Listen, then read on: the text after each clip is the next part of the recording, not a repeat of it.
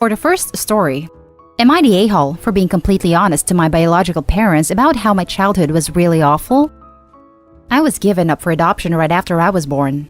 Unfortunately, my adoption didn't work out, and I grew up in foster care until I turned 18. I'm now 19 and in college. In February, I got a Facebook message from a man claiming to be my father. We messaged back and forth, and while I kept a lot of my childhood details private, we did make plans to meet him and my mother. They weren't married to each other, by the way.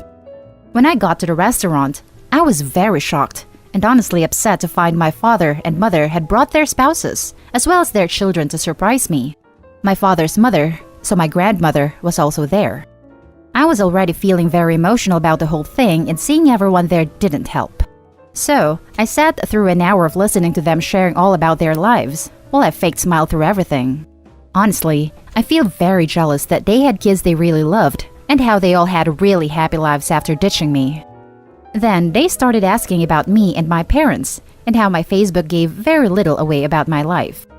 I basically lost it, and started crying like a little bee, lol, and told them how crappy my adoptive parents were, and how crappy foster life was. I was pretty snarky and sarcastic when I said that I'm glad their lives worked out for them, because mine sure as hell didn't. I couldn't stop crying, and my father had to drop me back home. He was very apologetic. I feel very crappy about it. I made my mother and father cry at the restaurant. They were really nice people. I got a few messages from my mother and father separately where they've been apologizing and if they could make it up to me. My mother in particular seems really upset by everything, and I hate that I may have messed up her happy life. Her last message basically said that she's been unable to sleep and wants to see me again. I've been ignoring their messages and just been focusing on school instead. Am I the a-hole? Maybe I should have been more honest before the meetup. Now for the top comments. No a-holes here. You have a right to your life. And they have probably spent the last 19 years clinging to the idea that you had a better life than they could give you, being hit by the reality that their happiness now is built on the opportunities they had by condemning you to misery has probably hurt them quite a bit. But that's not your fault. Yeah, but they're pretty close to being the a-hole for bringing everyone with them to what should have been a personal meeting. They messed up, sure. Doesn't seem like they were being intentionally malicious though. Stupid and hurtful, but I wouldn't judge them a-holes for it. No a-holes here, but it was a bad call. Not the a-hole. Bringing their families with them must have felt like a kick on the teeth, because it was a glimpse of something you never had. It was too much too soon. I can completely understand why this was overwhelming. Yes, that's just cruel, even if Opie was raised in a happy household, not the a-hole. The bio parents sounded like they thought Opie had a good life with adoptive parents and wanted to link the families. To their horror, that wasn't the case. They are still a-holes though, not the a-hole. Hey, I hope you're alright. This sounds massively complex and as if there is a lot of trauma. I don't think this is a case for this sub. Please reach out to a friend. Maybe your university campus has a psychologist you could speak to. Wishing you all the best, an internet stranger. Thanks. I've just been very busy with school, and it's kept my mind off this situation. I'll get therapy once I graduate and have health insurance. Lol. Now for the next story. Am I the a-hole for not meeting my bio family and responding to the message they sent me with a simple no thanks? I am not sure how to start a post off, but I'll try to give a bit of background information, I guess.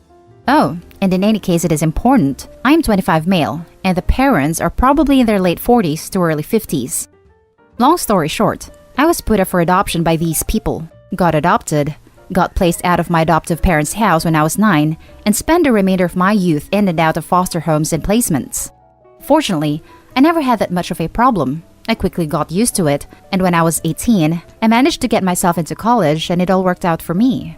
I got a good job now, a lovely girlfriend, a ton of friends who I consider family, and I am happy to be honest. I ended up receiving a very long message from a woman in one of my social media accounts, and it boiled down to a load of excuses as to why they gave me up, primarily centering around their age, early 20s, conservative upbringing, they weren't married, and their parents forcing them. They then started telling me about themselves and what they referred to as my siblings.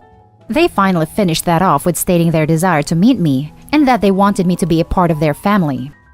Now, I don't hold much against these people. I know it may seem like that, but I don't. It's a case of not caring, if anything. I have never longed to meet them, search them out, or anything of that sort. I just never had a desire to know them. It wouldn't change anything anyway. I ended up responding with a simple no thanks, and followed that up by telling them not to contact me anymore. I figured that would be the end of it, but I couldn't be more wrong. The following days, I started receiving messages from these siblings uttering their desire to meet me. When I told them the same, that turned into accusations of making their parents cry. I ended up blocking them all, which resulted in messages from their friends and new accounts, so I eventually just stopped using the account. It is obvious these people want to meet me and are hurt by my refusal, so am I the a-hole? Now for the top comments. Not the a-hole.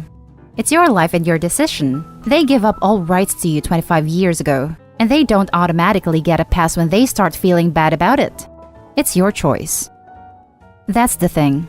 I just don't care to meet them.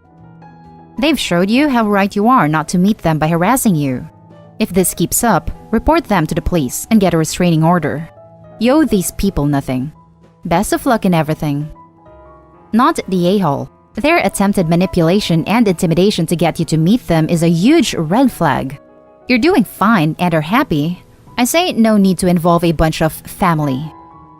Well, to be honest, I wasn't going to meet them, manipulation or not. I just wonder, what do they need for you? I mean, come on, it's not just a pure love for your blue eyes. Seeing how the whole pack is engaged and hyped, a lot of people putting too much effort. My bet is an organ donation or something material. I mean, I do have pretty sexy blue eyes though, so who knows? Now for the next story. Am I the a-hole for laughing in my stepsister's face when she showed up at my place and asking to stay for a while? This happened 3 weeks ago. I, 21 female, was home in my apartment that I share with my 2 closest friends when my stepsister, 19 female, showed up and asked if she could stay with us for a while. I laughed and told her no and closed the door.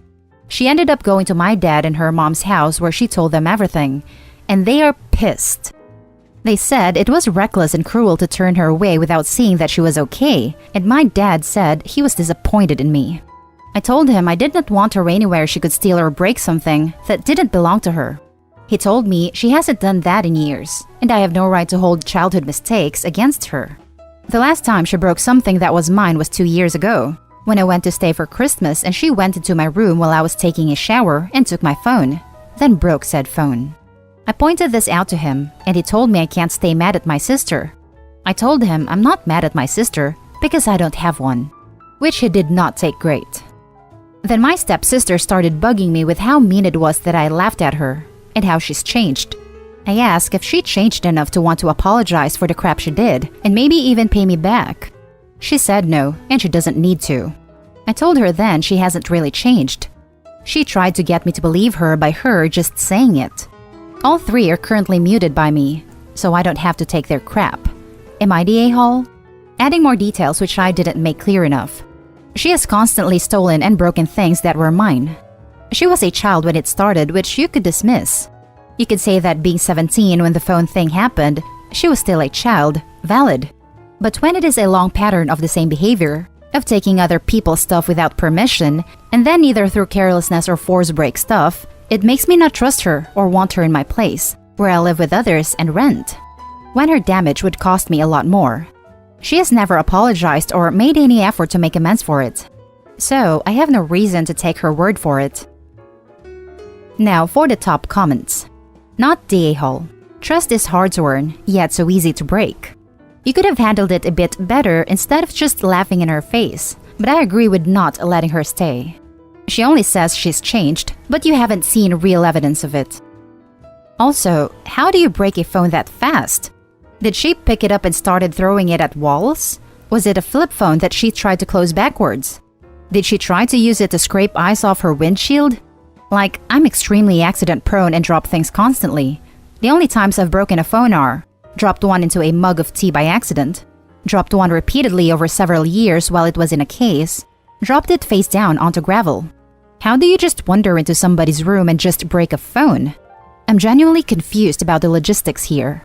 Edit. My point is that it's extremely unlikely to me that this was an accident because again, how? Not the a-hole. You owe her nothing. She's not your dependent and you hold no responsibility to her. Why weren't her parents her first call? I would form a hard boundary. Tell your dad that you will not discuss her anymore. If he tries to bring her up, you will end the conversation. He forced her into your life and now is an adult. You have made the decision to cut her out. I'm taking a bet mommy and daddy got tired of her crap and told her to find some place to get lost for a few days, or she had a tantrum and run away. She then decided to crash at Opie's place. Opie's parents wanted a few days of peace, which is why they're pushing back about the brat being back home. Now for the last story. Am I the a-hole? Taking in niece and sharing awful texts. My niece is a college senior with a 3.5 GPA with a double major. She is a beautiful young woman that makes the room brighter when she walks in. She has a great wit and even better laugh. For 6 months, my sister-in-law cut down our 20-year-old niece on a daily basis over everything. They didn't like her boyfriend. They didn't like her coming home late. They didn't want her having guests over in their shared home when the parents were gone. During this time, they would routinely make cutting comments comparing her to an aunt that died of a drug overdose, threatened to call the cops over her coming home late from curfew, called her a W on a routine basis, and just blasted her for everything that they didn't believe in their my way is the only way ways. When we noticed our niece was getting really bad with this mental abuse, we decided enough was enough and time to stay with us for a while. Our niece immediately began to flourish, but our relationship with my wife's sister and her husband plummeted. They wanted us to instill rules we wouldn't do, and wanted us to make it hard on our niece so she would go back home. Instead, we gave her a loving and nurturing home with a family that does things together, shows affection, and helps each other out on individual problems. I went from having 3 children to 4, as there is always room for one more at the table. My niece began to flourish, and that is all we cared about. A few weeks later, during our family vacation with our niece in tow, my sister-in-law blew up our phones for 6 straight hours. My wife was getting very upset, and out of frustration, I showed a text to my niece which contained absolutely terrible things said about her by her own mother. I felt it was both BS our family vacation was getting wrecked, and I felt she had a right to see what her mother was saying about her. Our relationship continued to deteriorate with my sister-in-law. We continuously encouraged our niece to repair the relationship, and after a few months, while still living with us, our niece began seeing her parents for meals. It was during this time my niece was told that my daughter was an ass by my niece's grandfather and that my niece should get out of my house. Because of this, we cut off our 17-year-old daughter from seeing them until they apologized, which they have refused to do. During this refusal, I admitted, actually proudly, about sharing the text because there is only so much a man can take, and after learning they called my daughter an ass, they needed something in return. Now they are saying I am the a-hole. What do you think? Now for the top comments. Not the a-hole. Your sister-in-law's acts can only be described as utterly abusive and inconsiderate. That being said, I would be careful about sharing your niece the texts because it can make her mental health worse. She may have a right to know what is being said, but it may do more harm, possibly for years, in the long run. Thank you for taking the time to weigh in. This has been a very tough situation for all of us. My niece is thriving now, so I know we did right by her. See, that's where I'm having a hard time deciding if this is not the a-hole or everyone sucks here. I think it's great that you're there for your niece and trying to help her through all this. But why, when you were trying to get her away from the emotional abuse, would you show her those text messages? And don't say because you felt she deserved to see what they were saying about her because that's BS. She had to listen to that while she lived with them. I'm sure she realized that they were being a-holes. I showed the texts to my niece which contained absolutely terrible things said about her by her own mother. We continuously encouraged our niece to repair the relationship. Stop doing that. They're abusive towards her. She doesn't need to know about them. You should go no contact. Not the a-hole. Thank you. And that's the end of this video, folks. As always, leave a comment and hit like and subscribe. And if you want more of this content, turn your notification on to get updated on the latest videos. And I'll catch you in the next one. Stay safe.